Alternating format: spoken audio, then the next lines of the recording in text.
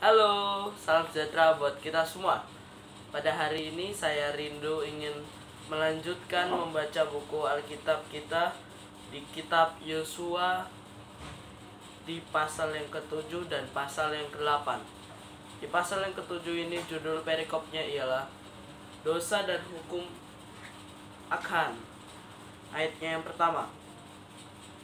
Tetapi orang Israel berubah setia dengan mengambil barang-barang yang dikhususkan itu, karena Akan bin Karmi bin Zabdi bin Zera dari suku Yehuda mengambil sesuatu dari barang-barang yang dikhususkan itu. Lalu bangkitlah murka Tuhan terhadap orang Israel. Yosua menyuruh orang dari Yeriko ke Ai yang letaknya dekat Bet Awen di sebelah timur Betel, dan berkata kepada mereka demikian: Pergilah ke sana dan intailah negeri itu. Maka pergilah orang-orang itu ke sana dan mengintai orang Ai. Kemudian kembalilah mereka kepada Yosua dan berkata kepadanya, Tidak usah seluruh bangsa itu pergi. Biarlah hanya kira-kira 2 atau 3 ribu orang pergi untuk mengempur Ai itu. Janganlah kau susahkan seluruh bangsa itu dengan berjalan ke sana, sebab orang-orang di sana sedikit jahat saja.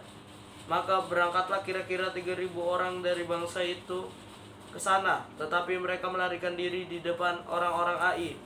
Sebab orang-orang Ai menewaskan kira-kira 36 orang dari mereka. Orang-orang Israel itu dikejar dari depan pintu gerbang kota itu sampai ke Shebarim, dan dipukul kalah di lereng. Lalu tawarlah hati bangsa itu amat sangat. Yosua pun menggoyahkan bajunya, dan sujudlah ia dengan mukanya sampai ke tanah di depan tabut Tuhan hingga petang, sambil menaburkan debu di atas kepalanya. Dan berkatalah Yosua, Ah Tuanku Allah, mengapa engkau menyuruh bangsa ini menyeberangi sungai Yordan, supaya kami diserahkan kepada orang Amori untuk dibinasakan? Lebih baik kalau kami putuskan tadinya untuk tinggal di seberang sungai Yordan itu. Oh Tuhan, apakah yang akan kukatakan setelah orang Israel lari membelakangi musuhnya? Apabila hal itu terdengar oleh orang Kanaan dan seluruh penduduk negeri ini, maka mereka akan mengepung kami dan melenyapkan nama kami dari bumi ini. Dan apakah yang akan kau lakukan untuk memulihkan namamu yang besar itu? Lalu berfirmanlah Tuhan kepada Yosua, Bangunlah, mengapa engkau sujud demikian? Orang Israel telah berbuat dosa. Mereka melanggar perjanjianku yang kuperintahkan kepada mereka. Mereka mengambil sesuatu dari barang-barang yang dikhususkan itu. Mereka mencurinya, mereka menyembunyikannya, dan mereka menaruhnya di antara barang-barangnya. Sebab itu orang Israel tidak dapat bertahan menghadapi musuhnya. Mereka membelakangi musuhnya, sebab mereka itu pun dikhususkan untuk ditumpas. Aku tidak akan menyertai kamu lagi jika barang-barang yang dikhususkan itu tidak kamu punahkan dari tengah-tengahmu. Bangunlah, kuduskanlah bangsa itu, dan katakan kuduskanlah dirimu untuk esok hari, sebab demikianlah firman Tuhan Allah Israel. Hai orang Israel, ada barang-barang yang dikhususkan di tengah-tengahmu. Kamu tidak akan dapat bertahan menghadapi musuhmu. Sebelum barang-barang yang dikhususkan itu kamu jauhkan dari tengah-tengahmu. Besok pagi kamu harus tampil ke muka suku demi suku, dan suku yang ditunjuk oleh Tuhan harus tampil ke muka kaum demi kaum. Dan kaum yang ditunjuk oleh Tuhan harus tampil ke muka keluarga demi keluarga, dan keluarga yang ditunjukkan oleh Tuhan harus tampil ke muka seorang demi seorang. Dan siapa yang didapati menyimpan barang-barang yang dikhususkan itu akan dibakar dengan api, ia dan segala sesuatu yang ada padanya, sebab ia telah melanggar perjanjian Tuhan dan berbuat noda di antara orang Israel.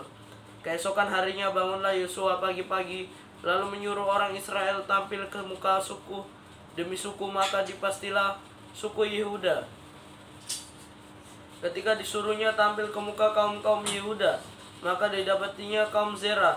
Ketika disuruhnya tampil ke muka kaum Zera, seorang demikian seorang demi seorang, maka didapatilah Zabdi.